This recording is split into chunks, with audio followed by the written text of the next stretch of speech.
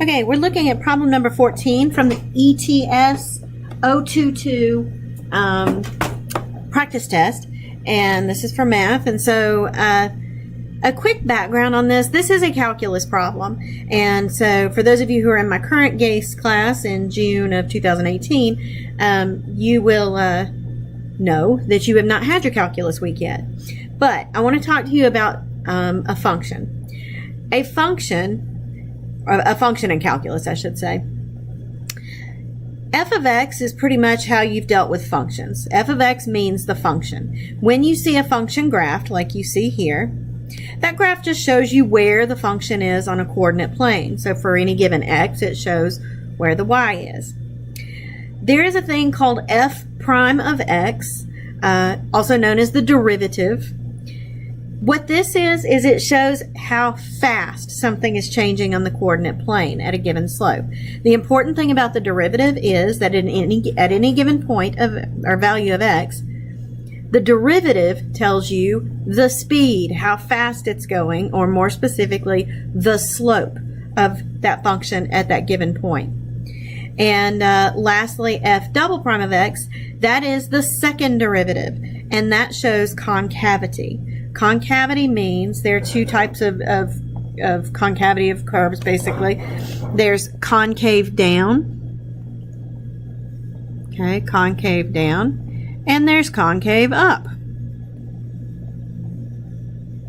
All right, so sometimes when you have a function like the one on number 14 that does this, even though it's not a full sort of parabolic looking shape, you can see, and let me get a different color, you can see right here that it's sort of a part of a concave down.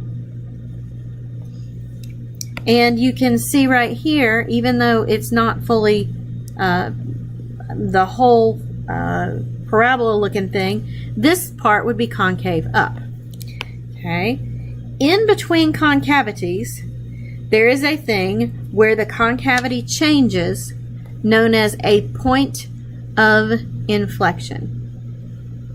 And at a point of inflection, if you think about it, concave down, by the way, is anywhere the second derivative is negative. Concave up is anywhere the second derivative is positive. So the place in between where negative flips into positive or vice versa is called a point of inflection, and it is where f double prime of x equals 0. That's where points of inflection happen. Okay. Very quickly, let me talk to you about if a function is positive, for just a function, that means it's above the x-axis. Let me don't use POS, I'll use an actual positive right there. Okay.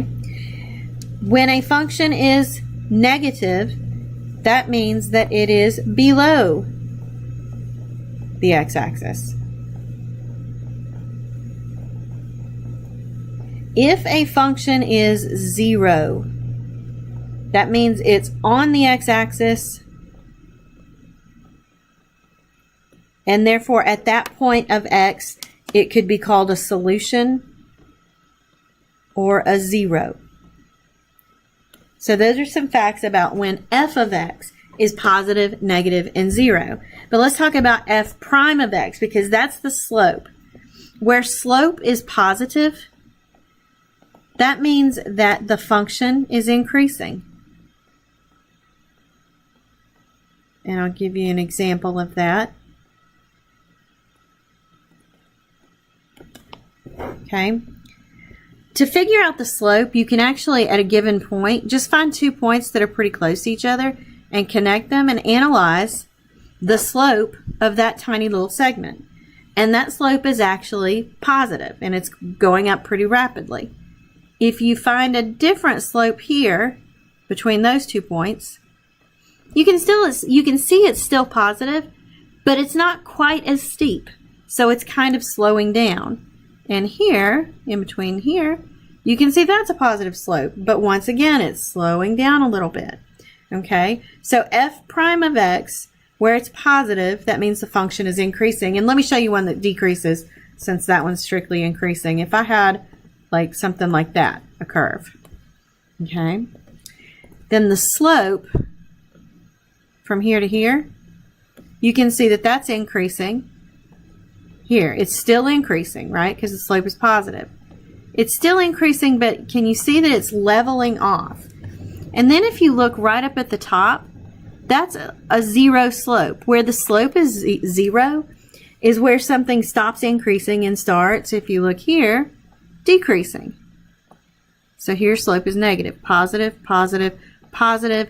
Here slope is zero, and then down, as it starts going down, that's where it's decreasing. And I do want to point out, it is always from left to right that you consider this, like in the direction that you read.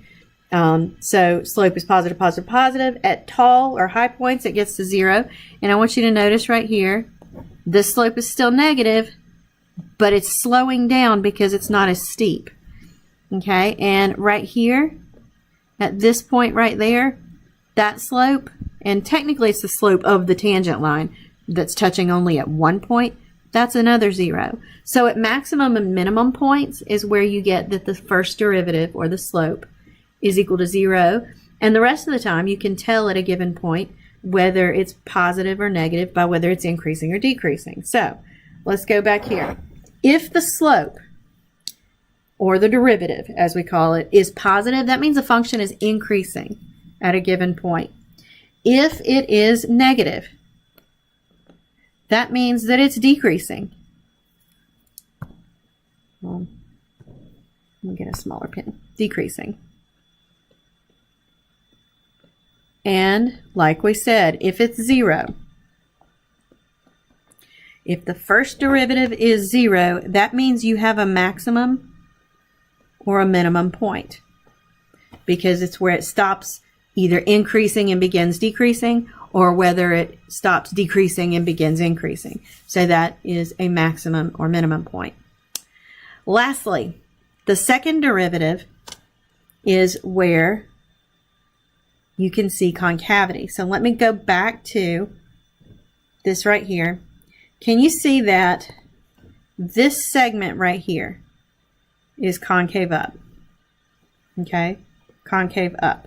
If it's concave up, that means the second derivative is positive. Okay, but then if you look at this area here, it's sort of a cup upside down. That is concave down. If it's concave down, the second derivative is negative. Okay, and really important fact, where it stops being concave up and starts being concave down, that is called a point of inflection. And let me just be, sometimes you will have a function that pauses and then continues being concave down. So it's not always where it switches from one to the other. But a point of inflection is a pause, usually between a positive and a negative second derivative. So going back to this, f double prime of x, if you want to know what happens where it's positive, what happens when it's negative, and what happens when it's zero. When it's positive, that means it's concave up. When it's negative, that means it's concave down. And when it's zero, that is a point of inflection, or a pause between one concavity and another. Okay. This information, by the way, is extremely helpful once you know how to calculate the derivative and the second derivative. It's extremely, extremely helpful to know these, because it helps you to sketch graphs way quicker. A lot of the Algebra 2 and pre-calculus that you have learned, calculus makes obsolete, because there are much easier ways to sketch, especially polynomials, than the ways that we typically do that. So anyway, but if you have information about a function like this, you can get a sketch really close to accurate just knowing that information, because you have a really good idea of what the tendency of the function is. So let's go back to here just a second. All right. It says, this particular question is asking you what is happening at that point right there at f of c.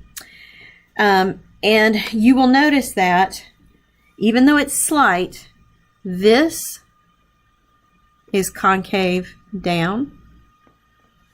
Okay, it's sort of like the edge of a bowl that's turned upside down. Whereas this right here is concave up,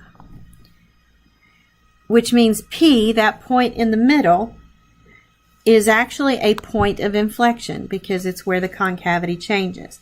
And if you look, points of inflection happen when the second derivative is 0. Okay, so let's go back to, I'm trying to delete that. Okay, let's go back to here. You know that since that's a point of inflection right there, that the second derivative has to be equal to 0. That is shown in A and B, but not in C or D. So C and D cannot be the answer. So that's the first part, is you know that the second derivative is 0.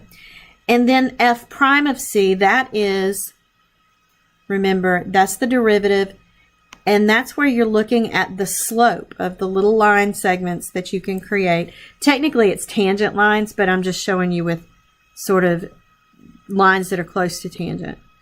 And just like we talked about earlier, look at those segments right here leading up to P. Those are positive, right? They have a positive slope. And then if you look at these segments here, well, that's still a positive slope. So slope didn't change, and in fact, it appears that it's probably getting even steeper and steeper. So the slope was positive, positive, positive, had a slight change, and then continued on positive again. So the first, if the slope is positive, that means f prime of c is greater than 0, because that's what it means to be positive. And that one is the only one, part A, is the only one for which that is true. So the answer is A. By the way, I know you haven't had your calculus week yet, but these big ideas, if you will kind of take a look at those and commit them to memory, I think that you will find your calculus week to be so much easier. And also, if you'll take a look at this, you can tell that, you can't tell because I didn't draw an x-axis where the function is, but you can tell that from this point here to this point here, it's increasing. And you can tell that the first derivative is 0 here. So f prime of x, because it's a minimum point, equals 0. You can tell right here that f prime of x is equal to 0 because it's a maximum point. And you can tell right here f prime of x is equal to 0. You can tell that f prime of x is positive anywhere it's increasing. So from this point to the max point, it's increasing. From the max point to the minimum point, it's decreasing. And then to there, it starts increasing again. And this way, it was increasing. So this is f prime of x and sort of the tendencies from place to place or on this graph. And we've already talked about concavity. So if you kind of get those ideas, I think you're going to be fine during calculus week. Good luck.